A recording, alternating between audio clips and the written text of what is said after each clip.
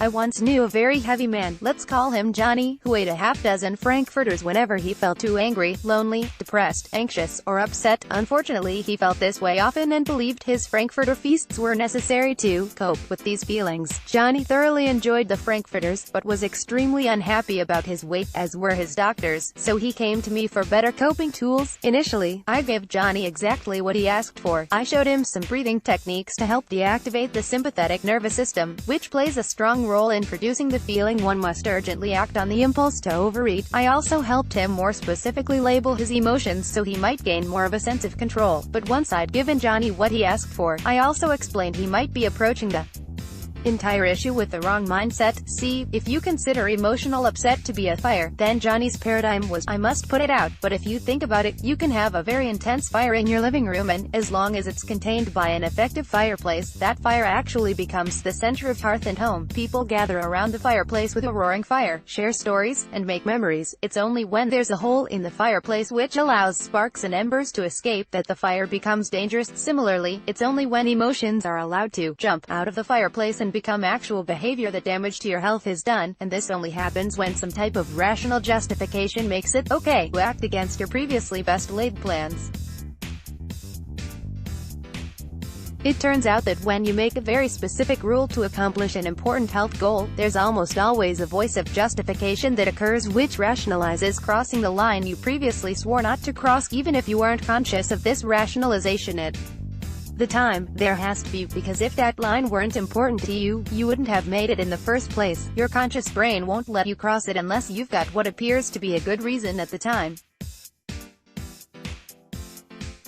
For example, Johnny made a rule for himself not to eat more than 3 frankfurters per day. We could argue about the merits of this rule itself, but for the purpose of our discussion it's only relevant to note he did make the rule. Once the rule was in place, the voice of rationalization became much clearer in Johnny's head because he could more easily tell when he was considering crossing the line. I asked Johnny to identify any thoughts he heard before crossing the line. He reported the following 4. This is intolerable. I shouldn't have to put up with people like this. Usually his boss. The only way to cope is with more frankfurters. You're starving. You have to eat something. More frankfurters are the obvious choice. Screw it. You worked out this morning and you can afford it. You can just start again in the morning. You'll never find real love. The only thing that makes life worthwhile is frankfurters. Let's get more. These were the very specific thoughts which were poking a hole in his fireplace and justifying crossing the lines and acting on the emotions in a negative way. Eating more frankfurters. To help arrest this behavior, I helped Johnny to very specifically dispute each one. Thought, this is intolerable. I shouldn't have to put up with people like this. Usually his boss. The only way to cope is with more frankfurters. Disputation. Almost everyone has to swallow some difficult treatment from their superiors. Besides, frankfurters aren't the only way to cope. I could work it off in the gym, go for a walk, do some breathing exercises, or just sit with the anger until it passes, which is almost always a lot quicker than I think it will be. Thought, you're starving. You have to eat something. More frankfurters are the obvious choice. Disputation. I'm very far from starving. I'm overweight.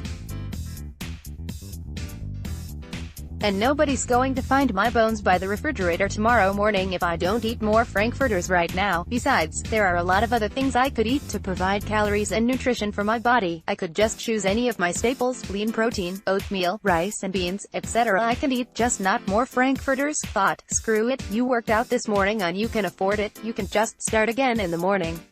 Disputation. I worked out hard this morning because I want to take care of myself and change my body composition, not say I could eat more frankfurters. Besides, if I indulge and cross the line today, the principle of neuroplasticity says I'll have a harder time holding the line tomorrow. What fires together wires together. See, I'd only be making the addiction stronger. The only time you can ever be healthy is right now, and I always use the present moment to be healthy. Thought, you'll never find real love. The only thing that makes life worthwhile is frankfurters. Let's get more. Disputation. Being obese makes life less worthwhile to me. What would make it more worthwhile would be being able to wear anything in my closet, having the energy to play with my young children, being able to go hiking, and feeling more confident in my appearance so that I'm more likely to approach women and actually find love. At first, Johnny felt he couldn't fight these thoughts even though he could identify them, so I had him carry around a little card with the specific disputations for each one, and I asked him to keep a little journal each morning where he wrote down any new rationalizations he felt brewing in his head. After a while, these thoughts lost their power, and Johnny indeed stuck with his 3 frankfurter rule.